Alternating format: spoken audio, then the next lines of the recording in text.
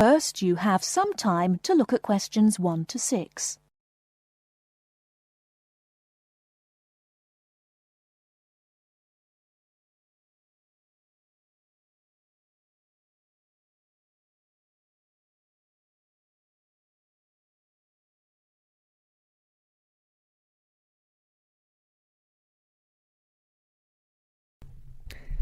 Good morning, Towers Car Insurance. How can I help you? Hello, I was wondering if you could give me a quote for my car, please. I'd like to insure it for a period of 12 months. Certainly.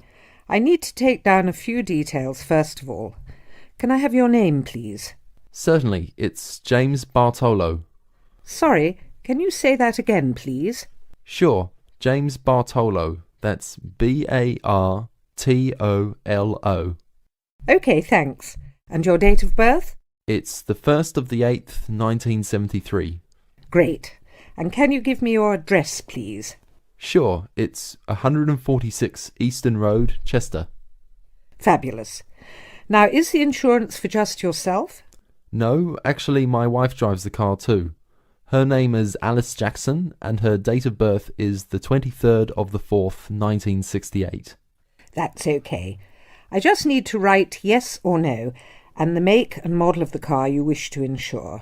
It's a 1998 Ford Laser. OK. And do you have any idea of the value of the car? Yes, it's around £4,000. I only bought it about a week ago.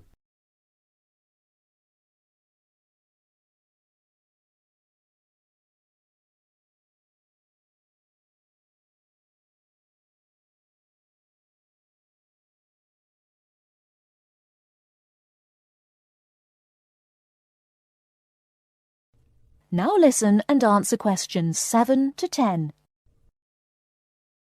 OK. And do either you or your wife have any previous convictions or disqualifications? I'm sorry we have to ask this question, but of course it affects the price of the insurance cover. Not a problem. No, actually we both have clean driving licenses. Nothing so far, touch wood. Good. So I can write none for that question.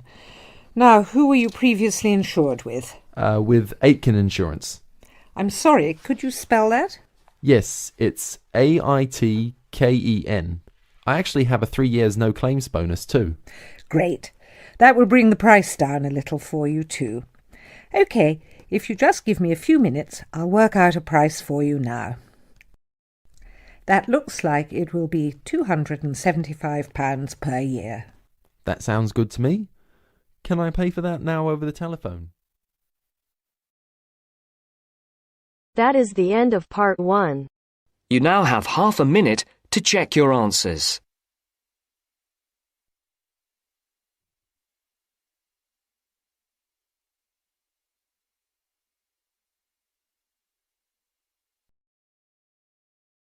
Now turns to part 2.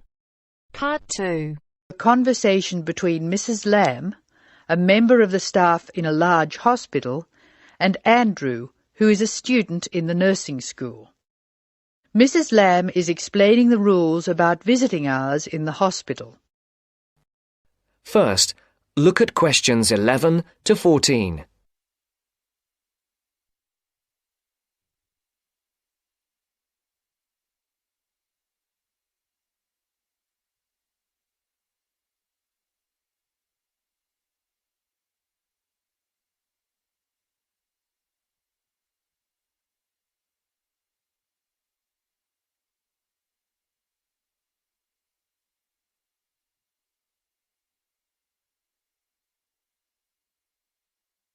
Listen carefully. Hello, Andrew. I believe you want to know about visiting hours. Yes, I do, Mrs. Lamb. I have to fill this form out, and I'd like to have some idea why the different parts of the hospital have different times for visiting. I see. Well, let's start with an obvious one. Intensive care. People in intensive care are very sick indeed, and for that reason, we say that visitors can come between 6 a.m. and midnight. I can understand that. At the other end of the scale, our maternity patients are usually quite well, but we restrict their visiting hours from 8 a.m. to 8 p.m. We find they get very tired if we permit visitors all the time. I see. What about the surgical wards? The doctors prefer to do their rounds early in surgical, so visiting hours are 9 a.m. to 9 p.m. Surgical patients are often on very heavy painkillers, and they aren't really very good company for their visitors. But surely the visitors come to cheer up the patient, not the other way round. Of course. And often the visitors are able to help the patient a lot. That's why we allow visitors all day, the full 24 hours in the emergency ward. They help comfort the patient while they're waiting to be diagnosed. Of course, it's not just everyone who can visit a sick patient. People in intensive care can only be visited by their immediate family. What's more, we only allow 2 people in at any time. We let children of the immediate family in to visit people in intensive care, but we don't like to do it. It's very hard on the children, and it may distress the patient. However, if the patient asks for the child, and the family agrees, that's okay. What about children in maternity? Of course we let them in. They're very pleased to see their mothers.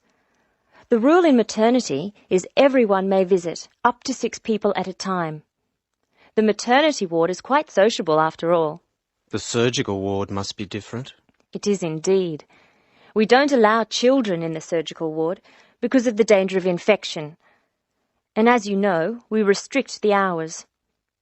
There are a lot of procedures which must be carried out on surgical patients, and we only let 2 visitors come in at a time. And in emergency, people are allowed to visit all the time? Oh yes, we rely on patients' relatives to be there for them, and we permit everyone to visit the emergency department at all hours. However, we restrict it to 3 visitors for each patient. Otherwise, the room just gets totally crowded.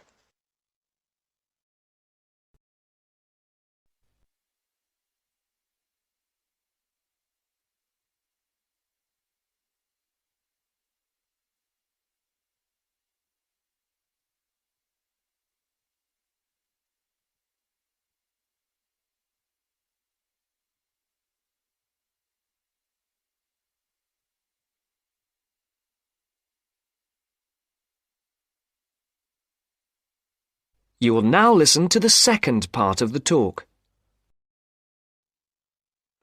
Now I have your schedule for the next week's observation sessions. Are you ready? Yes. Where do I start?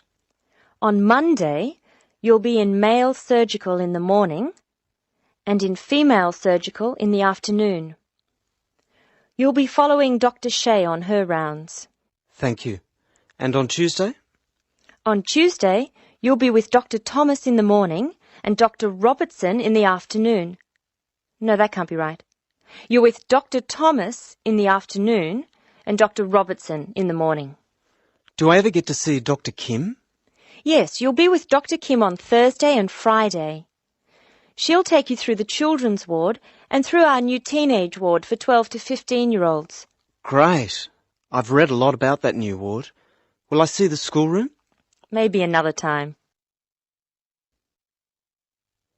And what will I do on Wednesday? On Wednesday, you'll join the other students for lectures. You'll be in the Redmore lecture room between 8 and 10 a.m. and later between 2 and 3 p.m. Thank you. Do you know how big my class is? The intake this term is 200 first-year students. I'm pleased to say about 1/3 are men, which is good. Nursing used to be an almost entirely female occupation. I know. My father trained as a nurse, and he was considered very unusual. Is he still working as a nurse? Yes, he's working in a hospital in the country. I guess I just wanted to follow his example. That is the end of part 2. You now have half a minute to check your answers.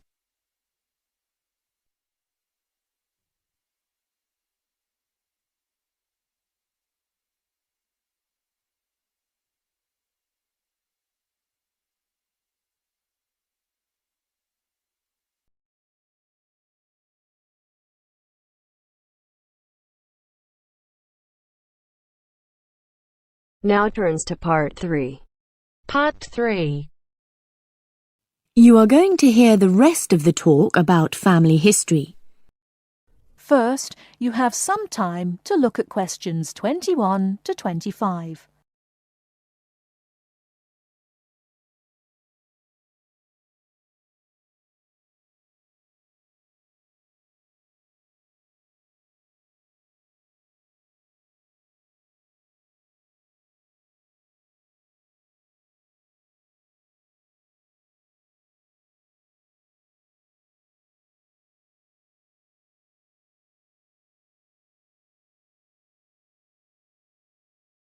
Now listen carefully and answer questions 21 to 25.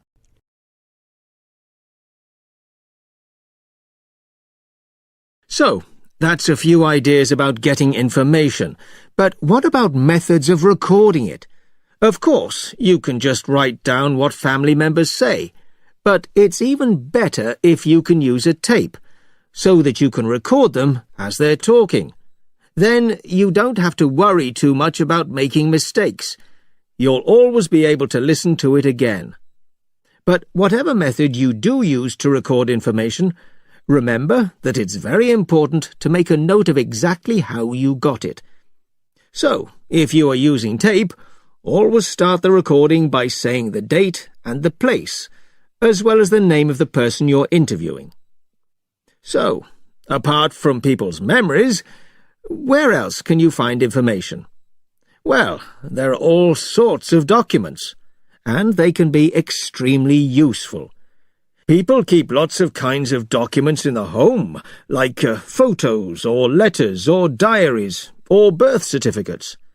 And some people keep things from newspapers, like obituaries. Obituaries are announcements of a person's death, and they usually contain a lot of detail about that individual, like address, occupation, date of death, as well as the names and ages of the widow or widower and the dead person's children. So, be creative. Look around your home or the home of your relatives for any items that might contain clues, such as these about your family history. Okay?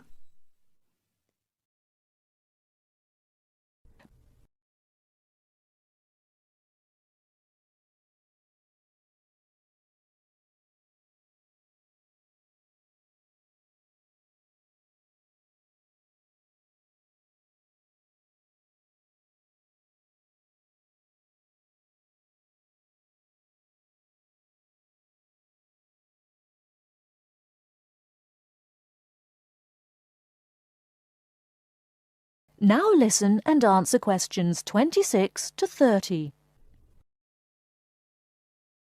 Now, you'll find that you'll collect a lot of information, so you'll need to record it in an organised way. I'd recommend that you use an ancestor chart, like this one here. Can you all see? Ancestor charts act like maps. They link 4 or 5 generations in a family tree, so they're very convenient, and they don't cost anything. You can get as many as you like. You just download them free from the internet. Then you fill them out as you go along, and for each individual you record all the key information next to their full name. It's very convenient. Now, at this point, I'd just like to give you a couple of tips about filling in the ancestor sheet. First of all, I'd advise you to use pencil, at least until you have definite evidence for the information you're recording. Secondly, as well as recording official names, I mean given names, it's worth writing any nicknames down. You know, these are the short names that people call you when they know you very well. And you can show them by using quotation marks. That's ancestor charts, then. They really do save a lot of work. Now, before I show you how to go about confirming the information you've collected... That is the end of part 3. You now have half a minute to check your answers.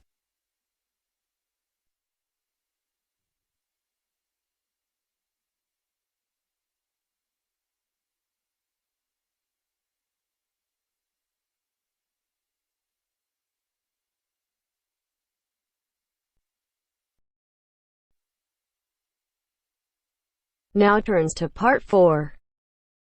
Part 4. You're going to hear a talk on wild rice. First, you have some time to look at questions 31 to 40.